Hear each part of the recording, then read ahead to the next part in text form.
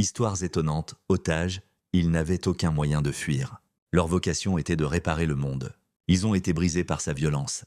Au cœur du Sahel, au nord du Burkina Faso, il y a des zones que les cartes colorent en rouge. Des zones où l'État s'est effacé, laissant place à la loi des groupes armés et à une crise humanitaire silencieuse. C'est pourtant là, dans ces poches d'oubli, que certains choisissent d'aller. Chloé, l'infirmière française, et Idrissa, le logisticien burkinabé, en font partie.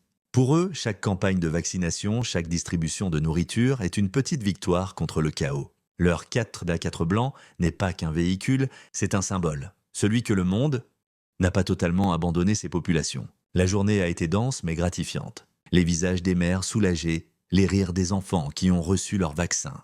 C'est ce qui donne un sens à leur engagement, au risque qu'ils prennent chaque jour. Sur la piste du retour, alors que le soleil rougeoie à l'horizon, la fatigue s'installe. C'est à ce moment, celui de la vulnérabilité, que le piège se referme.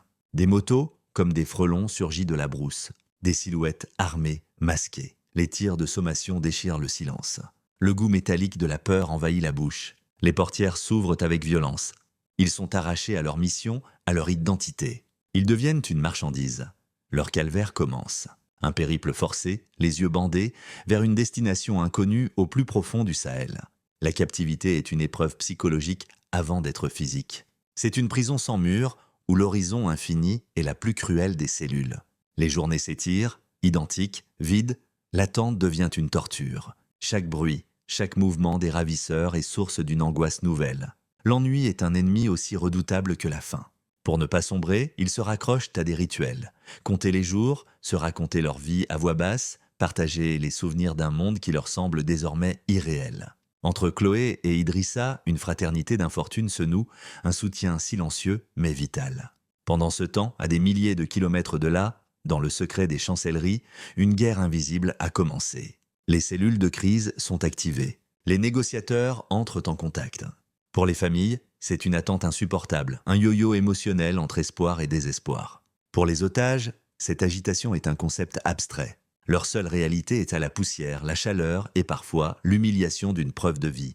Une vidéo où il faut réciter un texte sous la menace pour rassurer et faire pression. Se voir ainsi, transformé en objet de négociation, est une blessure de plus à l'âme. Puis un matin, après des mois qui ont semblé des années, la routine était brisée. On leur jette des vêtements différents. Un ordre tombe, levez-vous, aucune explication. Est-ce la libération ou l'exécution? L'espoir est une douleur. Ils sont conduits pendant des heures et abandonnés au bord d'une piste, avec pour seule indication une direction vague. La marche vers cette liberté incertaine est surréaliste. Le bruit d'un moteur au loin, un véhicule qui n'est pas celui de leur ravisseur. La libération est un choc, une agression sensorielle.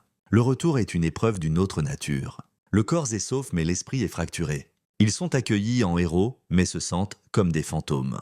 Comment reprendre le cours d'une vie normale quand on a vécu l'anormalité absolue? Comment expliquer le vide, le silence, la peur? Les cicatrices sont invisibles mais profondes. Ils sont les survivants d'une guerre qu'ils n'ont pas choisie, le symbole tragique d'un monde où même ceux qui viennent en aide peuvent devenir des cibles. Leur retour à la vie est une longue reconstruction, une quête pour retrouver un sens au-delà des ténèbres qu'ils ont traversées. Abonne-toi à Histoires étonnantes pour d'autres histoires.